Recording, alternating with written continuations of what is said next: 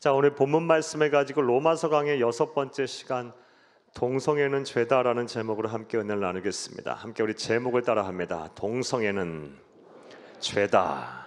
한 번 더 따라 하시겠습니다. 동성애는 죄다. 네, 고맙습니다. 감사드립니다. 성령의 감동을 받은 사도 바울은 로마서 1장 18절 이하에서부터 복음에 대한 구체적인 설명을 시작하기 시작합니다. 그리고 그 첫 주제, 첫 화두가 무엇이냐? 하나님이 진노하신다라는 것입니다. 하나님이 진노하신다는 말의 뜻은 하나님께서 벌을 내려 심판하신다는 것이고, 그 벌은 영원한 사망을 의미합니다. 하나님이 진노하시는 원인에 대해서도 말을 하였는데 우리의 죄 때문이랍니다. 그리고 그 죄에 대한 두 가지 유형을 밝혀놓았습니다.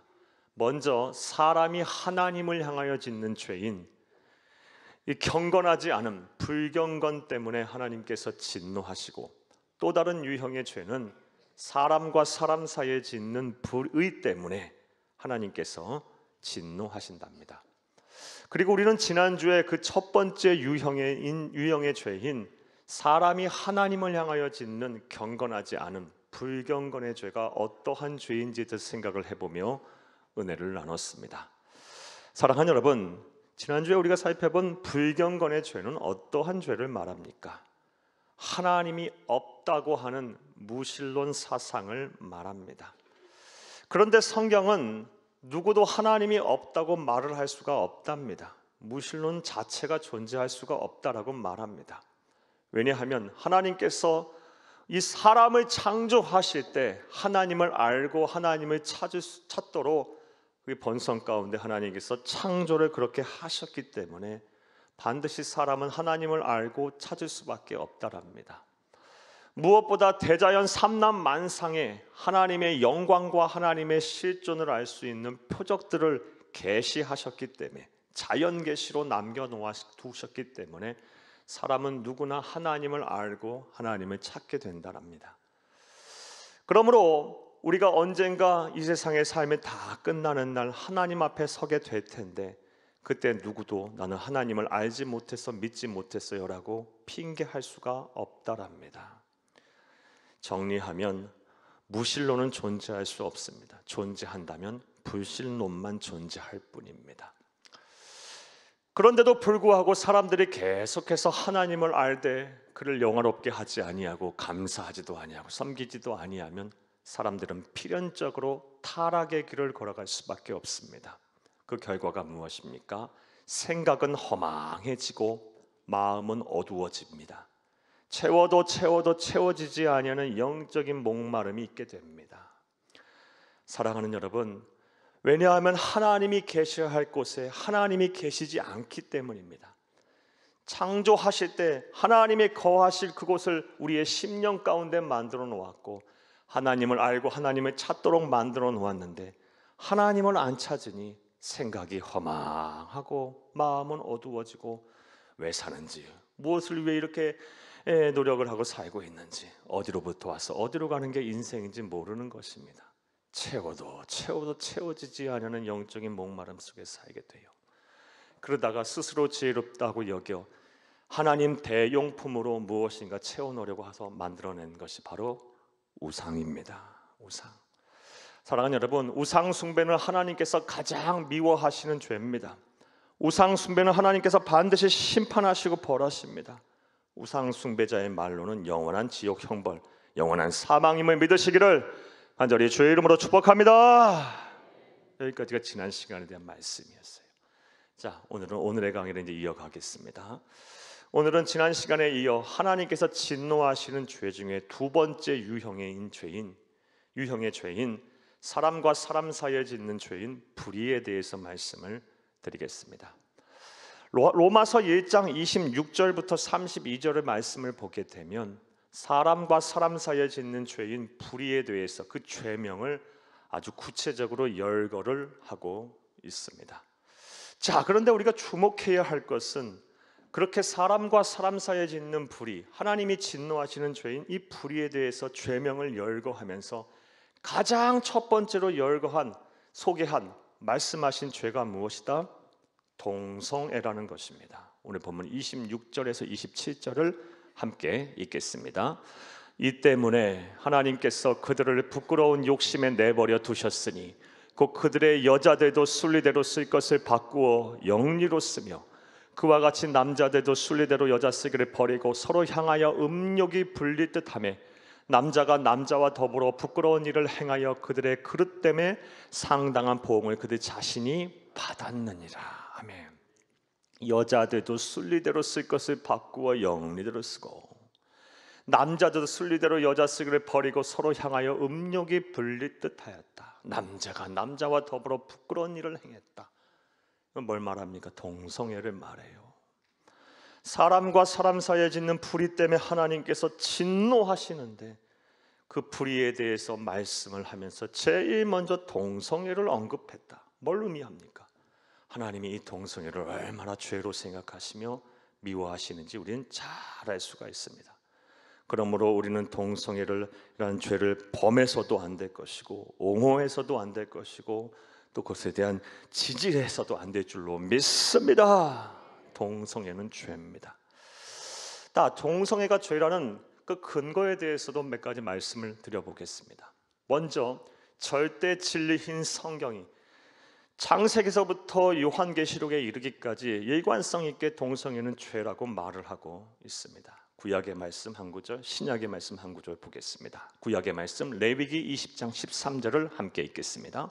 누구든지 여인과 동침하듯 남자와 동침하면 둘 다 가증한 일을 행함인즉 반드시 죽일지니 자기의 피가 자기에게로 돌아가리라. 아멘. 사랑의 하나님께서 당신의 백성을 죽이라고까지 말씀하셨다. 뭘 의미해요? 동성애의 작은 타락의 불씨조차 용납하지 않겠다라는 하나님의 굳은 의지를 볼 수가 있어요. 이거 용납 못한다.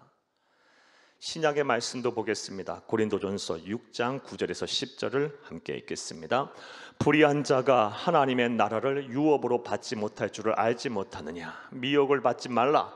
음행하는 자나 우상 숭배하는 자나 간음하는 자나 탐색하는 자나 남색하는 자나 도적이나 탐욕을 부린 자나 술 취하는 자나 모욕하는 자나 속여 빼앗는 자들은 하나님의 나라를 유업으로 받지 못하리라. 하나님의 나라를 유업으로 받지 못한다.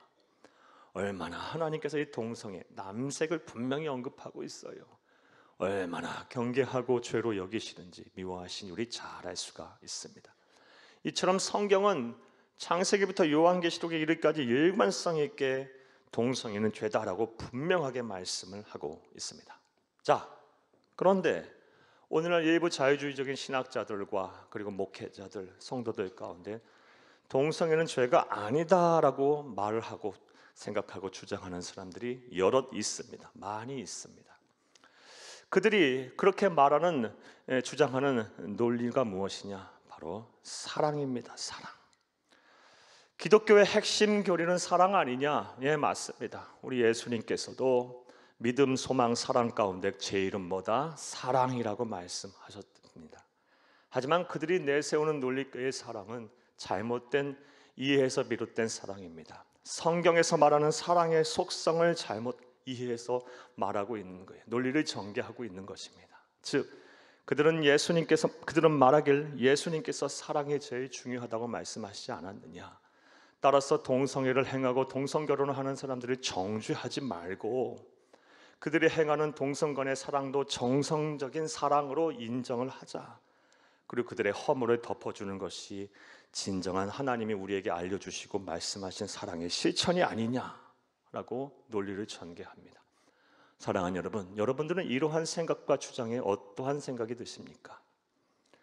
사랑하는 여러분, 앞서 말씀드린 대로 이러한 논리, 이러한 생각과 주장은 하나님이 성경 말씀을 통해서 우리에게 알려주신 사랑의 속성을 왜곡한 것입니다. 고린도전서 13장 4절에서 6절을 함께 읽겠습니다. 사랑은 오래 참고 사랑은 온유하며 시기하지 아니하며 사랑은 자랑하지 아니하며 교만하지 아니하며 무례히 행하지 아니하며 자기의 유익을 구하지 아니하며 성내지 아니하며 악한 것을 생각하지 아니하며 불의를 기뻐하지 아니하며 진리와 함께 기뻐하고. 6절만 다시 한번 읽겠습니다. 불의를 기뻐하지 아니하며 진리와 함께 기뻐하고. 고린도전서 13장에서 사랑에 대한 정의를 내리면서 뭐라고 말씀을 하고 계십니까? 6절에 불의를 기뻐하지 아니하는 것이 사랑이다. 죄를 덮어주는 것만이 능사가 아니다. 그것만이 사랑이 아니다. 진리와 함께 기뻐하는 것. 진리는 하나님의 말씀입니다. 진리인 하나님의 말씀에 따라서 잘못된 것을 때로는 지적도 하고 바로 잡아주는 것이 그 또한 뭐다? 사랑이다 라고 말을 하고 있습니다. 따라서 예수님께서 동성의 사랑을 강조하셨다고 해서 우리가 동성애가 하나님께서 인정하시는 죄인 동성애를 덮어주는 것만이 사랑이 아니라는 것입니다. 이건 잘못된 생각이에요. 사랑하는 여러분, 이처럼 성경은 일관성 있게 동성애가 죄라고 말을 하고 있습니다. 이것을 온전히 믿고 온전히 알고 바로 전하는 저와 여러분 되기를 간절히 주의 이름으로 축복합니다. 또 동성애가 죄임을 알 수 있는 또 다른 근거는 기독교 2000의 역사를 통해서 알 수 있습니다. 기독교 2000년 역사 속에서 동성애가 일관성 있게 죄라고 우리 믿음의 선배들이 말을 해왔고 지적을 해왔고 지금도 말을 하고 있어요. 먼저 1에서 5세기 우리가 본받고 따라야 할 믿음의 유대한 영적인 거장들, 사도들, 그리고 그 이후에 나타난 속사도들, 그리고 교회의 아버지들이라고 하는 교부들 모두가 다 동성애가 죄라고 인정을 했어요.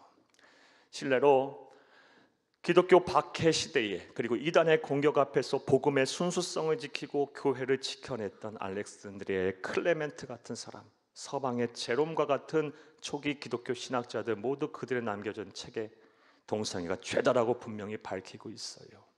또 동방교부, 동방의 교회의 아버지라고 할 수 있는 크리스토솜 같은 사람도 분명히 동성애가 죄라고 말을 했고요.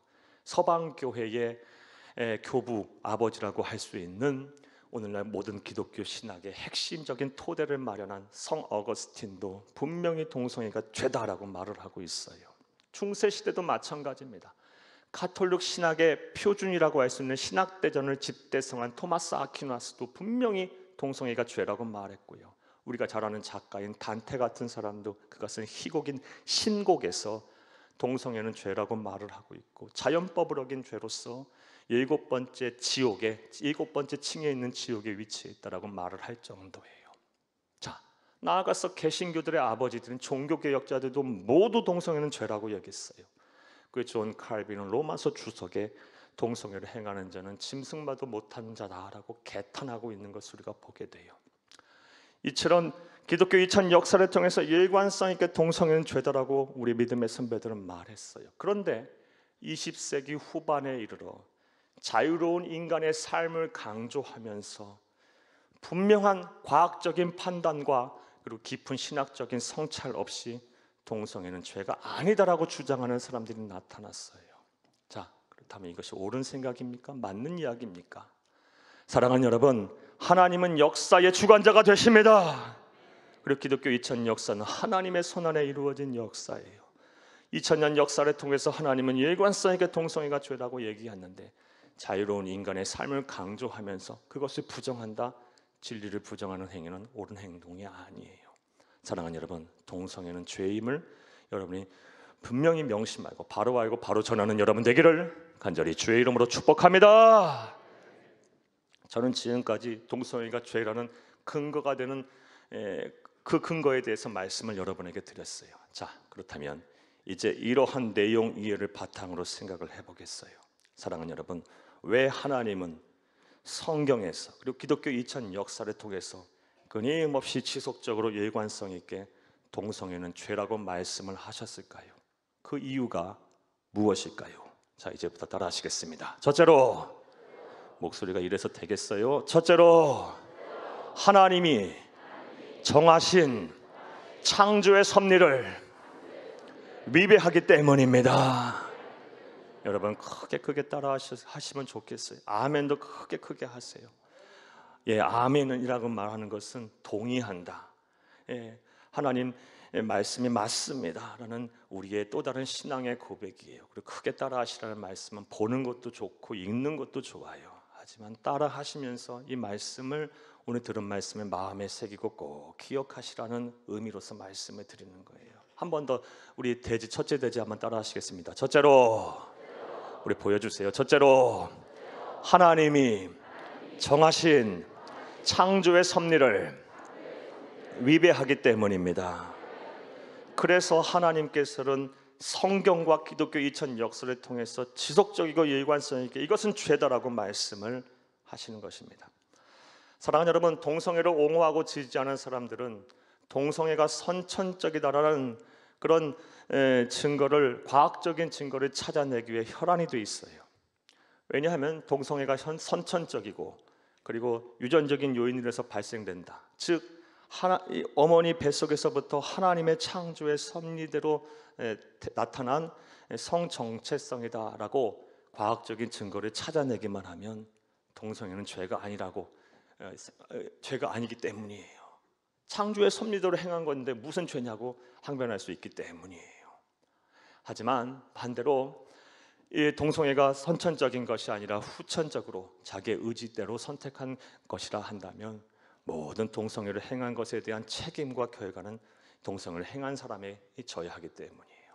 자, 그렇다면 이에 대한 오늘날 과학과 의학계의 현실은 어떨까요? 1990년대 후반에 동성애가 선천적이라는 많은 논문들이 발표가 됐어요. 그런데 그 논문들 이후에 바로 그 논문들을 반박하는 많은 또 수많은 논문들이 나왔어요. 그리고 지금은요, 여러분 분명하게 아세요. 동성애가 선천적이라는 증거가 없습니다. 그리고 어떠한 유전적인 요인으로 동성애가 일어난다고 과학과 의학계는 보지 않습니다. 이것이 정설입니다. 이것은 다음과 같은 아주 간단한 실험을 통해서도 알 수가 있어요. 사랑하는 여러분, 동성애가 만약에 선천적이고 유전적인 요인으로 발생한다면 같은 유전자를 가진 일란성 쌍둥이들 사이에서는 한 사람이 동성애라면, 뇌자라면 반대 사람도, 다른 사람도 같은 쌍둥이라면 동성애를 행해야 돼요. 하지만 수많은 사람들의 표본으로 일란성 쌍둥이들을 조사해 보니 한 사람이 동성애자였을 때 다른 사람이 동성애자일 확률이 그렇게 높지 않아요. 10%도 안 돼요. 같은 유전자를 갖고 있는데 누구는 동성애고 누구는 동성애자가 아니다. 뭘 의미해요? 동성애는 선천적이지 않다라는 것입니다. 유전적인 요인으로 동성애를 행한다는 것이 아니라는 거예요. 동성애는 후천적이에요. 자기의 의지대로 선택한 결과입니다. 이것을 온전히 믿는 저와 여러분 되기를 간절히 주의 이름으로 축복합니다. 그러하기에 언제든지 동성애자는 자기의 성향을 바꾸고 극복할 수 있어요. 즉 우리 주 예수 그리스도를 인격적으로 만나면, 그리고 예수를 영접하면 우리 안에 내주에 계시는 거룩하신 영인 성령 하나님의 능력으로 반드시 변화되고 극복할 수 있습니다. 할렐루야. 실제로 이러한 예들이 정말 많아요. 지금도 많은 곳에서 동성애를 극복하고 하나님을 만난 이후에 거룩하신 성령 하나님의 능력으로 자신의 성정체성을 변화시키는 사람들이 얼마나 많은지 몰라요. 사랑하는 여러분, 동성애는 절대로 선천적인 것이 아니에요. 그것이 창조의 섭리가 아니에요. 하나님께서 정하신 성적 사랑의 창조의 섭리는 오직 이성애밖에 없어요. 이것을 온전히 믿는 저와 여러분 되기를 간절히 주의 이름으로 축복합니다. 동성애가 이 창조의 섭리를 위배하는 것이기에 하나님께서는 성경과 기독교 2000 역사를 통해서 지속적이고 일관성 있게 이것은 죄다라고 말씀을 하신 것입니다. 할렐루야. 또 두 번째로, 왜 하나님께서는 동성애가 죄다라고 성경과 기독교 2000 역사를 통해서 지속적으로 말씀을 하고 계실까요? 자, 따라 하시겠습니다. 둘째로, 하나님이 정하신 결혼의 규례를 위배하기 때문입니다. 하나님이 정하신 결혼의 규례와 가족의 성립 요건을 위배하기 때문에 동성애도 안 된다, 동성결혼도 이 죄다라고 하나님께서는 말씀을 하고 계십니다. 사랑하는 여러분, 하나님께서 천하 우주 만물을 창조하신 이후에 이 창조의 세계를 보존하시기 위해서 하나님께서는 결혼이라는 제도를 통해서 가정을 만들게 하셨어요. 그리고 이 가정을 만드는 데 있어서 이 결혼을 어떻게 해야 하는지 그 규례 또한 분명하게 명시를 하셨습니다. 우리 창세기 2장 21절에서 24절을 함께 읽겠습니다. 여호와 하나님이 아담을 깊이 잠들게 하시니 잠들매 그가 그 갈빗대 하나를 취하고 살로 대신 채우시고 여호와 하나님이 아담에게서 취하신 그 갈빗대로 여자를 만드시고 그를 아담에게로 이끌어 오시니 23절 아담이 이르되 이는 내 뼈 중에 뼈요 살 중에 살이라 이것을 남자에게서 취하였은즉 여자라 부르리라 하니라. 이러므로 남자가 부모를 떠나 그의 아내와 합하여 둘이 한 몸을 이룰지로다. 아멘. 사랑하는 여러분, 하나님께서 정하신 결혼 규례와 가족의 성립 요건은 하나예요. 하나. 뭐다? 한 남자와 한 여자가 이성애적 사랑을 통해 결혼을 하고 결혼을 통하여 가정을 이루는 것이, 이것이 바로 하나님께서 정하신 결혼의 규례와 이자 가족의 성립 요건이에요. 일부일조 그리고 이성애적인 결합, 이것만이 하나님께서 인정하신 거예요. 이게 정하신 창조의 섭리이자 결혼 규례이고 가족의 성립 요건이에요. 이것이 하나님의 뜻임은 이 땅에 오신 하나님이신 우리 주 예수님께서 이 세상에서 분명히 다시 한번 말씀하심으로 확증하셨어요. 마태복음 19장 4절에서 6절을 함께 읽겠습니다. 예수께서 대답하여 이르시되 사람을 지으신 이가 본래 그들을 남자와 여자로 지으시고 말씀하시기를 그러므로 사람이 그 부모를 떠나서 아내에게 합하여 그 둘이 한 몸이 될지니라 하신 것을 읽지 못하였느냐. 그런즉 이제 둘이 아니요 한 몸이니 그러므로 하나님이 짝지어 주신 것을 사람이 나누지 못할지니라 하시니. 아멘. 한 남자와 한 여자가 이성애적 사랑을 통해 결합하여 결혼을 하고 가정을 이루는 것이 하나님이 정하신 결혼 규례이자 가족의 성립 요건이에요. 그러하기에 동성애 혹은 동성 결혼은 하나님 보시기에 죄가 되는 거예요. 따라서 성경과 기독교 2000 역사를 통해서 하나님은 지속적으로 앞으로도 계속이요 영원토록 진리이기에 하나님은 동성애를 죄로 보실 거예요. 그러므로 저와 여러분 또한 바로 알고 바로 믿고 바로 전하는 우리 그리스도인이 되어야 할 줄로 믿습니다.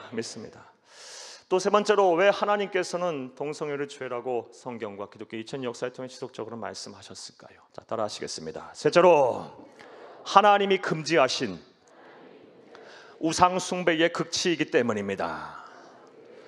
동성애가 하나님이 금지하신 우상 숭배의 극치이기 때문에 하나님께서는 이것을 금지하시고 죄라고 말씀을 하신 것입니다.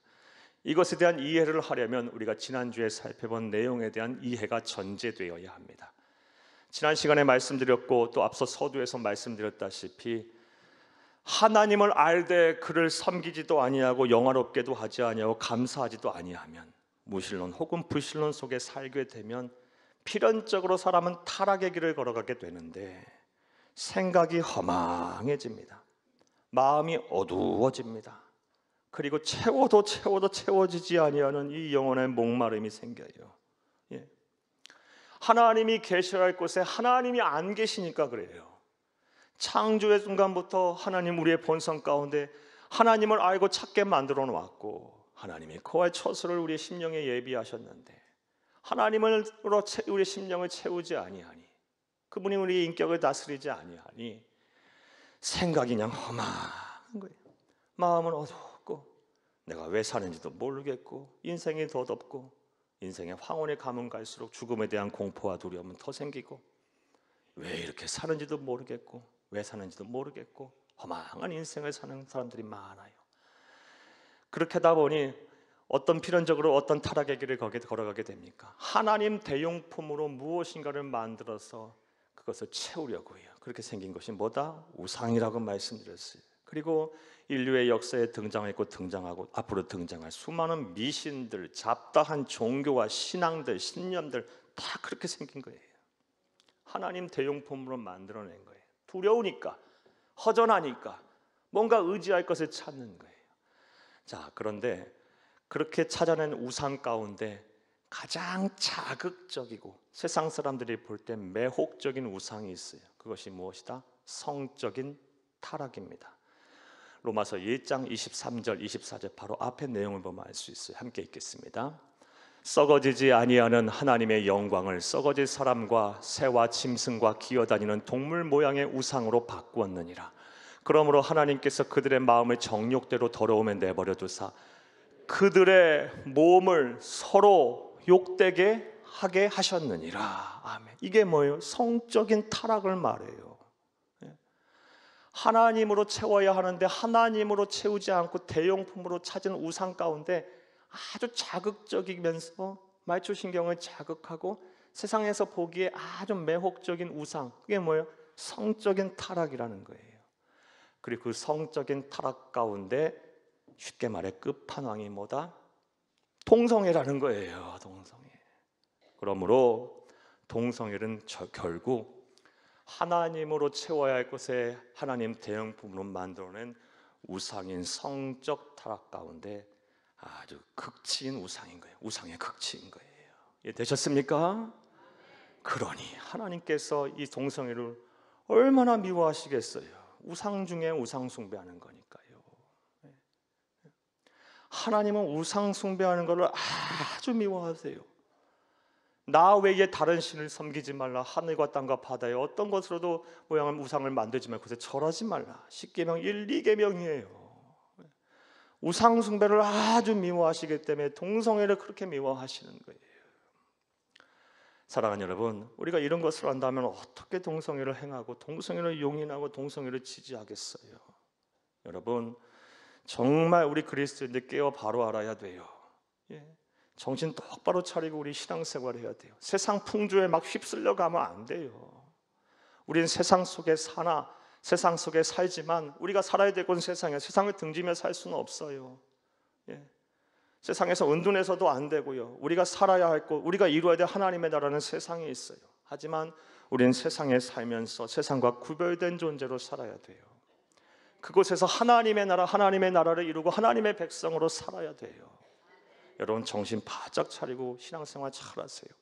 말씀을 딱 표준으로 삼고 그 말씀을 하나님의 말씀을 붙들고 우리가 살아야 될 줄로 믿습니다. 동성애는 죄입니다. 죄예요.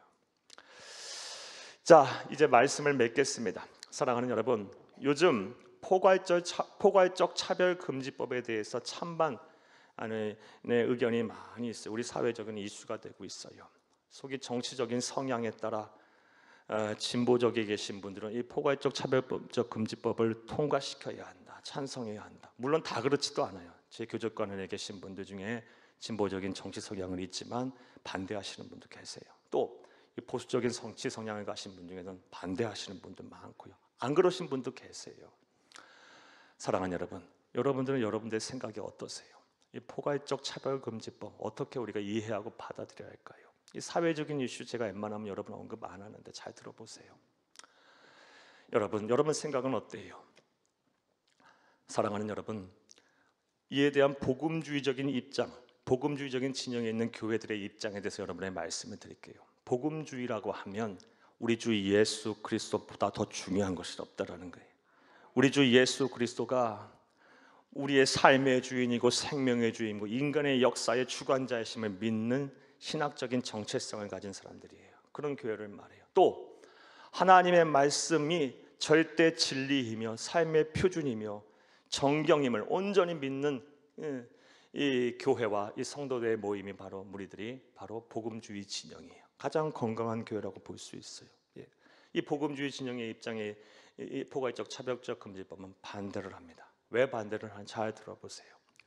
사랑하는 여러분, 물론 인간이 가진 기본권, 인간의 존엄성을 보장하고 차별 없는 사회를 만든다는데 뭐가 반대할 게 있어요? 반대할 이유가 없어요. 하지만 그 안에는 동성애를 합법화하려는 독소 조항이 있어요. 그래서 반대를 하는 거예요. 만약 이것이 통과되게 되면 어떤 일이 일어납니까? 사랑하는 여러분, 하나님께서 죄라고 분명 말씀하셨는데 그 죄가 아니라고 죄를 용인할 수밖에 없는 거예요. 이런 세상이 오는 거예요. 그래서 반대를 해요. 사랑하는 여러분, 그러하기에 이 포괄적 차별금지법 같은 것에 대해서는 정치적인 성향에 따라 판단할 문제가 아닌 거예요. 이것은 진리를 논하는 문제예요. 진리를 지키느냐, 진리를 지키지 못하느냐에 관한 문제예요. 사랑하는 여러분, 세상이 아무리 편해도 진리는 바뀌어서는 안 되는 겁니다. 왜냐하면 진리만이 우리를 자유케 하기 때문입니다. 할렐루야.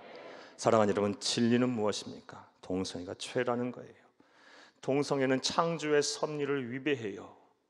동성애는 절대로 선천적이지 않아요. 반드시 극복이 될 수 있어요. 실제로 많은 사람들이 그렇게 되고 하고 있어요. 세상이 말세로 가면 갈수록 성적인 타락은 더 극심해질 것이고요, 가정은 더 붕괴될 거예요. 사회는 더 혼란스러울 거예요. 사랑은 더 식을 거예요. 성경에서 분명히 말씀하고 계세요. 세상이 그렇게 가고 있어요. 세상의 풍조가 그렇게 된다고 해서 우리까지 그렇게 되면 안 되는 거예요. 동성애는 결혼의 규례와 가정의 성립 요건에 위배되기 때문에 이 또한 죄가 되는 거예요. 무엇보다 동성애는 우상 숭배의 극치입니다. 하나님이 있어야 할 곳에 하나님으로 채우지 않아 만들어낸 우상 가운데 가장 매력적이라고 생각하는 우상, 자극적인 우상이 성적인 타락이고, 그 성적 타락의 극치가 바로 동성애예요. 사랑하는 여러분, 이런 것을 안다면 어떻게 우리가 이런 법들을 합법화하게 하겠어요? 진리를 지켜야 하는 거예요. 진리를 지켜야 하는 거예요. 사랑하는 여러분, 부디 바로 알고 바로 믿고 바로 전하여 하나님을 기쁘시고 사람들이 칭찬받는 진짜 성도, 참된 그리스도인, 참된 예수님의 제자가 다 되시기를 간절히 주의 이름으로 축복합니다. 축복합니다. 축복합니다.